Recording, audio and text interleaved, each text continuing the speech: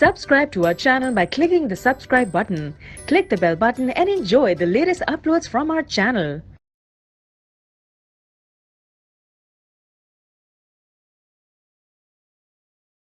This £300 smartphone is one for movie fans thanks to its near 6-inch display, which impressively boasts HDR support at that mid-range price. We went hands-on in a very poorly lit room at the Nokia 7.1 launch, and here's our full hands-on review. Give it a quick glance and this mobile doesn't look anything particularly special. Those bezels are reasonably trim, and of course you get a glass finish around the back end like with pretty much every handset launched in 2018. This time with a midnight blue or a steel finish. In other words, black or silver. You get Nokia's typical flat-edge 6000 series aluminium banding separating the front and back panels, complete with a nice bit of chamfering as well. And that's pretty much all worth mentioning, to be honest, although at least you do get a 3.5mm headphone jack and a spot of Type-C USB action for recharging. Boot up the Nokia 7.1 though and things start to get interesting. That 5.84-inch IPS screen serves up Full HD plus visuals to match its closest rivals from the likes of Motorola and Honor. But Nokia's ace card thing up its sleeve is the fact that you get full HDR10 support. So the Nokia 7.1 should, if Nokia's promises are on the money, play HDR content from the likes of Netflix, Amazon Prime Video and YouTube,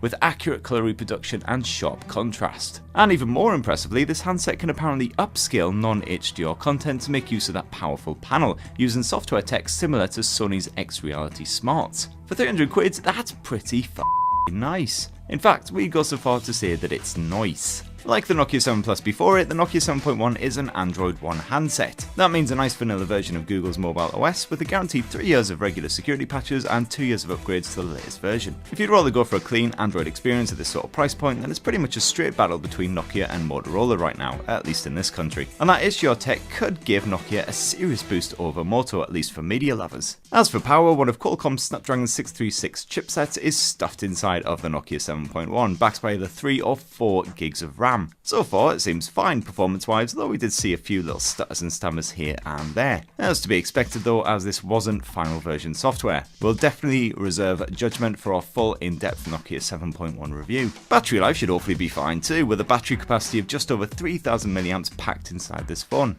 Vanilla Android's reasonably power efficient, especially if you take full control over your apps. We reckon you'll get over a day of solid use per charge. On the back of the Nokia 7.1 you'll notice a bit of Zeiss branding alongside that dual lens camera tech.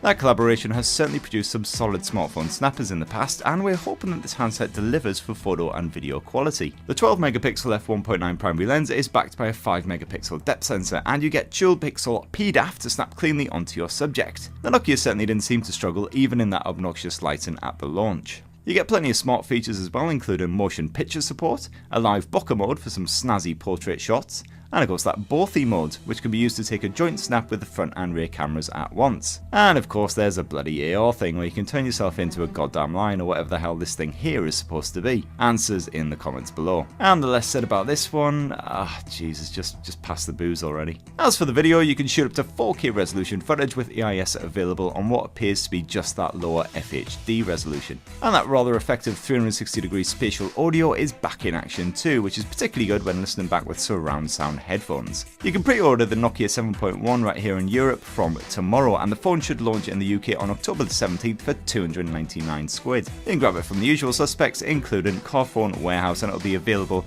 from a number of providers as well. So that is all we know right now about the Nokia 7.1. Definitely stay tuned for in-depth review and unboxing and camera review and everything else you could possibly hope to imagine and dream for. And don't forget to hit that subscribe button so you don't miss out when all that lovely stuff goes live. Cheers everyone, love you, bye!